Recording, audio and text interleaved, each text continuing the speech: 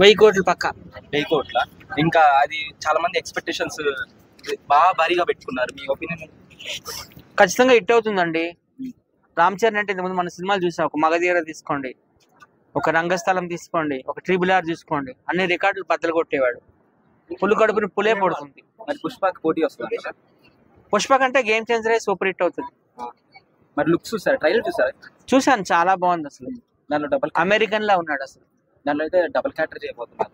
అవును, దాని మీద అది డబల్ రోల్ సింగిల్ రోల్ ఇంకా నాకు తెలీదు, కానీ మూవీ అయితే బాగుంటుంది. ఎందుకంటే డైరెక్టర్ మీద నాకు మంచి నమ్మకం. ఎందుకంటే శంకర్ గారు గతంలో ఒక భారతీయుడు తీశారు, ఒక జెంటిల్మెన్ తీశారు, ఒక రోబో తీశారు.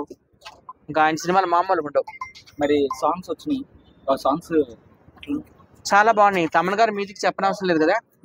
ఈయన డాలర్ మహంతి కూడా ఏదో పాట పాడినట్టు విన్నాను. ఆయన వాయిస్ లా నాకు అనిపించింది. సినిమా అయితే ఇంకా 1000 కోట్లు అయితే పక్క. మరి పుష్ప కూడా హిట్ అవ్వాలని కోరుకున్నాం. తెలుగు వాళ్ళందరం తెలుగు సినిమాలు హిట్ అవ్వాలని, తెలుగు పరిశ్రమ బాగుండాలని కోరుకుందాం. ఈ 2 సినిమాల్లో మీకు నచ్చే హీరో? రామ్ చరణ్. నేను చిరంజీవి ఫ్యాన్ కాబట్టి రామ్ చరణ్.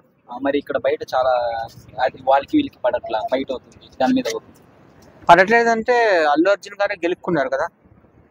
పవన్ కళ్యాణ్ గారు భీకరంగా పోరాటం చేసిన సమయంలో వైఎస్ జగన్మోహన్ రెడ్డి మీద 2024 అసెంబ్లీ ఎన్నికల్లో ఈయన వెళ్ళి ఆ పార్టీ వాళ్ళకి సపోర్ట్ చేయడం అది ఎంతవరకు కరెక్ట్ చెప్పండి? ఫ్యామిలీ ఫస్ట్, ఫ్రెండ్స్ నెక్స్ట్ కదా.